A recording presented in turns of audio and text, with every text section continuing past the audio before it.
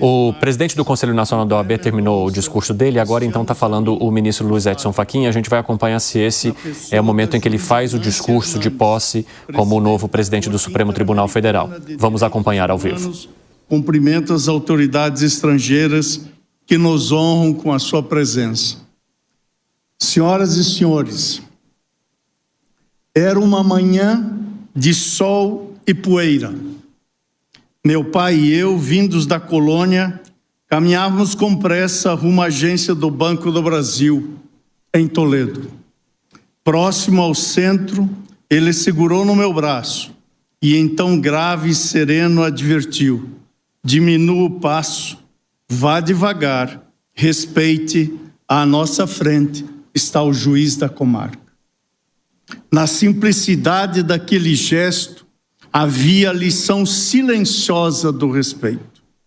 Essa imagem de infância permanece até hoje viva em minha memória. Foi esse juiz interior que em 2015 tomou posse comigo nesse tribunal.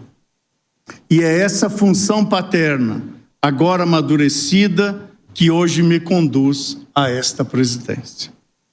Assumo não um poder, mas um dever: respeitar a Constituição e apreender limites. Buscaremos cultivar a virtude do discernimento para eleger entre as tantas boas ideias que as administrações anteriores tiveram, aquelas cuja hora tenha chegado, e para não impedir de frutificarem aquelas já maduras. Presidir o Tribunal Guardião da Constituição do Estado de Direito Democrático, portanto, não confere privilégios, amplia responsabilidades. Da presidência se despede um dos juristas mais talentosos da minha geração, ministro Luiz Roberto Barroso. Ao amigo fraterno, desejo para o bem do país e para o bem de todos nós, que conserve sempre a vitalidade intelectual, a inspiração que lhe é própria e a juventude de espírito que lhe distingue. Terei ao meu lado o vice-presidente Alexandre Moraes, magistrado que engrandece esse tribunal e que aqui chegou com uma carreira consolidada como jurista e professor de direito constitucional. É um amigo e um juiz feito fortaleza. Sua Excelência, como integrante desse tribunal, merece nossa saudação e nossa solidariedade, e sempre a receberá. Assim...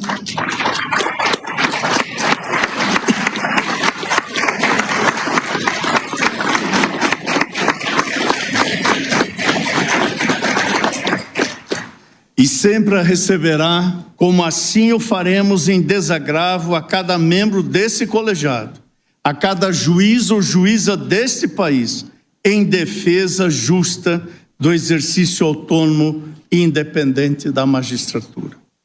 Estou certo de que o tribunal que integro e que passo a presidir não falta à Constituição, nem deslustra sua tradição. Com serenidade, empenhar-me-ei na preservação dos valores que moldam a identidade do Supremo Tribunal Federal. Impende voltar-se ao básico. Queremos racionalidade, diálogo e discernimento. Nossa matéria é de ser empírica e verificável. Antes mesmo dos direitos e das garantias, temos deveres a cumprir. A dinâmica que enlaça tradição e movimento projeta mudanças sem assodamentos, senda na qual caminharemos.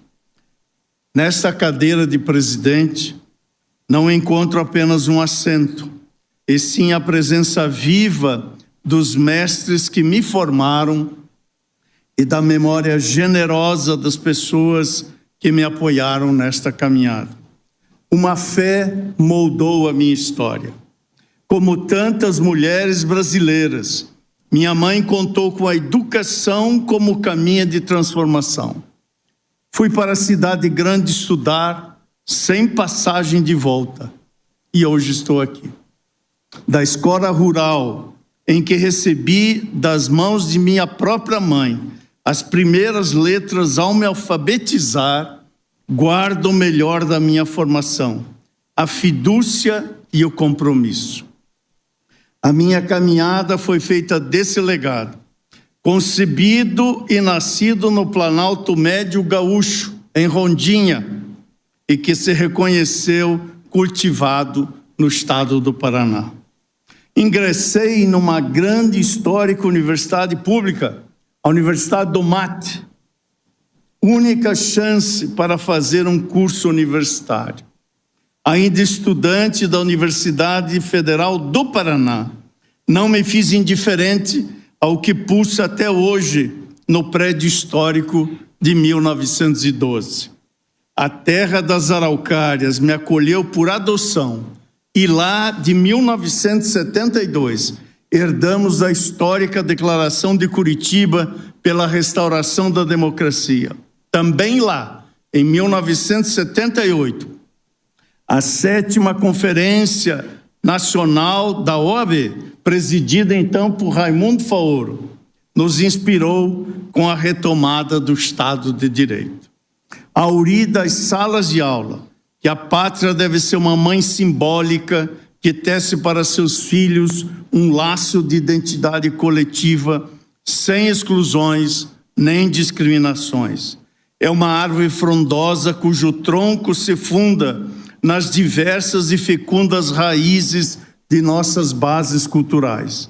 Por isso, o Estado e a sociedade devem ser democráticos e republicanos.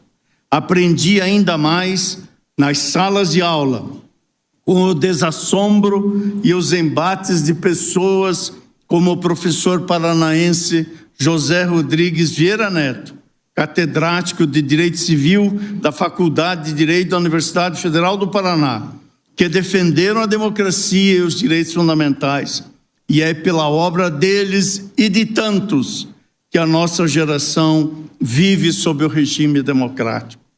Seguimos também a lição de Dalmo Dallari, que, como sabemos, foi sequestrado e espancado às vésperas da visita de João Paulo II em 1980, e ainda assim se fez presente para falar ao Papa.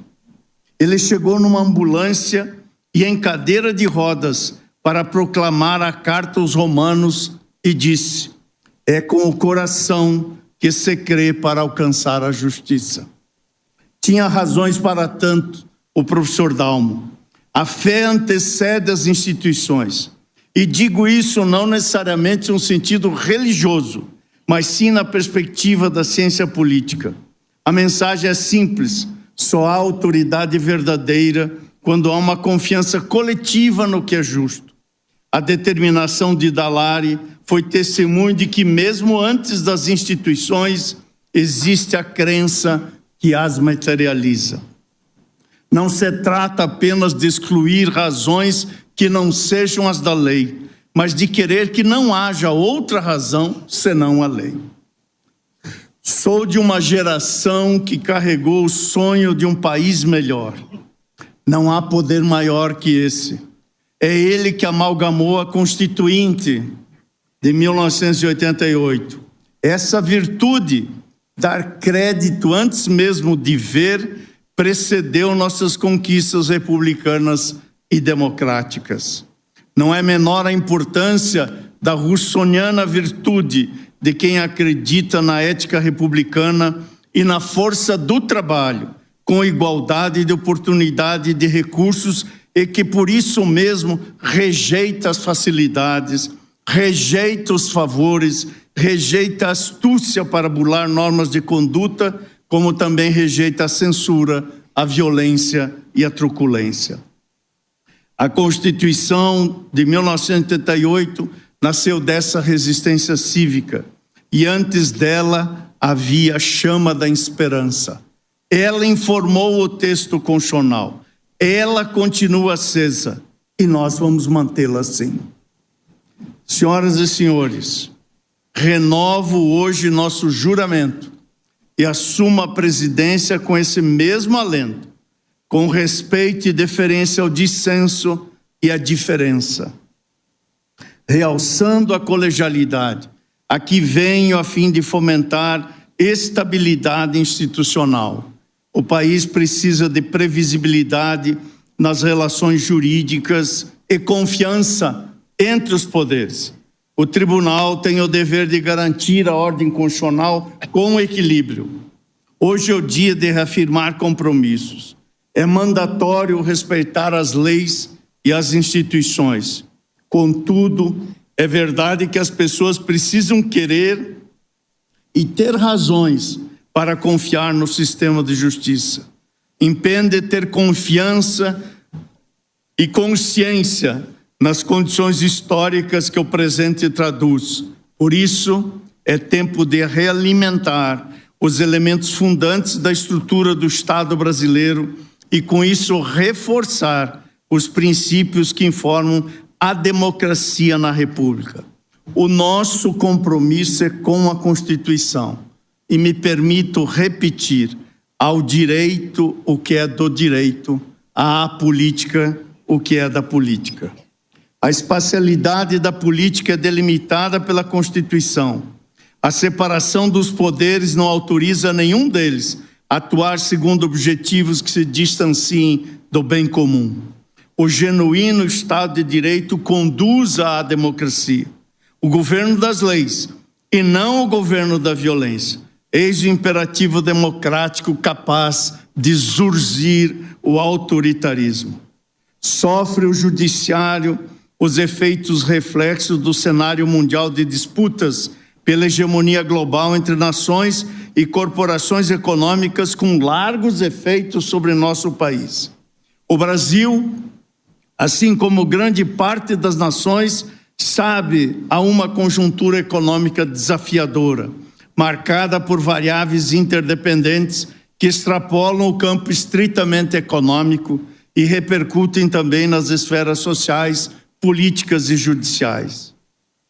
Jamais deixaremos de dialogar com os poderes e com a sociedade, sem exclusões nem discriminações.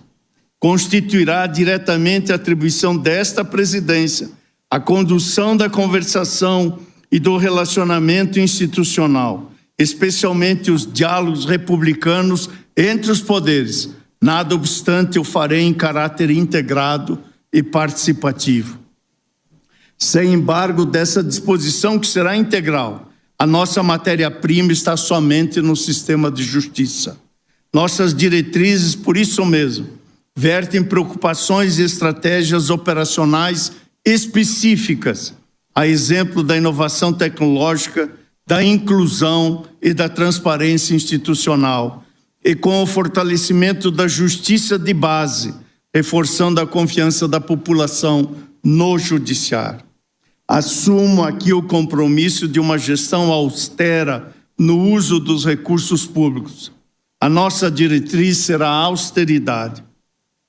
Procuraremos também distinguir o necessário do contingente.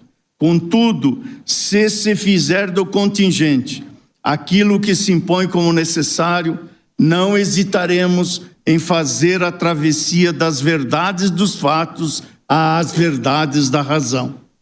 E em momento algum titubearemos no controle de constitucionalidade de lei ou emenda que afronte a Constituição, os direitos fundamentais e a ordem democrática. Para fazer a parte que nos toca, defendemos desde já um plano de ação para o Poder Judiciário. E, para tanto, cumpre reconhecer que muitos são os desafios que estão presentes. Judicialização crescente de demandas sociais, dificuldades em se garantir acesso à justiça aos mais vulneráveis em todos os rincões do país, alterações climáticas, eventos extremos e disputa pelo uso e preservação dos recursos naturais, impactos diversos como os decorrentes das novas tecnologias e da transformação digital, da automação inteligente e da hiperconectividade, da biorrevolução e dos problemas éticos das biotecnologias, da desinformação no universo digital e fora dele, da transformação nos conteúdos, formatos e relações de trabalho, do crime organizado em rede e da transição demográfica. E tudo isso em um ambiente internacional em forte transformação, marcado por crescentes tensões geopolíticas e dominado pela incerteza. Para enfrentá-los, deve o Poder Judiciário manter a missão de ser acessível, íntegro, ágil e efetivo para a garantia do Estado de Direito democrático e promoção de direitos por meio do respeito à Constituição.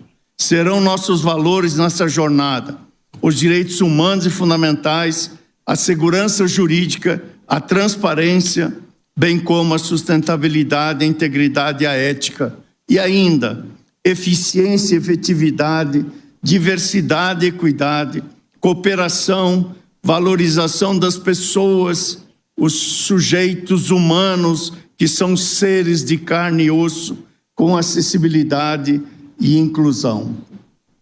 Mais especificamente nesse biênio, a gestão será guiada em seus objetivos estratégicos, metas e indicadores por compromissos claros vincados pelos direitos humanos e fundamentais, quais sejam segurança jurídica como base da confiança pública, sustentabilidade como dever intergeracional, diversidade, igualdade e respeito à pluralidade, transformação digital para aproximar a justiça do povo e a permear tudo mais colegialidade na pauta, porquanto a força desta Corte está no colegiado. A obrigação é aplicar a Constituição com atenção prioritária àqueles que são historicamente esquecidos, silenciados ou discriminados. Isso exige promover acesso à justiça, à diversidade, à paridade e ao respeito à alteridade. A confiabilidade de uma promessa de um futuro melhor depende também que ele seja possível. Precisamos estar atentos para entender como diferentes formas de desigualdade e discriminação não atuam isoladamente, mas se cruzam e se reforçam mutuamente na vida das pessoas. Para enorme número de pessoas negras nesse país, essa, no entanto, é sequer uma possibilidade. A grande força contida na Constituição se firma pelo exemplo delas. Preservaram sua fé, não a da resignação, mas sim aquela que funda a resistência. Essa é uma herança viva que nos ensinou a sobreviver ao inominável e acreditar que a liberdade e a igualdade real ainda são possíveis. Assegurar a igualdade e enfrentar a discriminação racial passa também pela proteção das terras e das expressões culturais e modos de vida.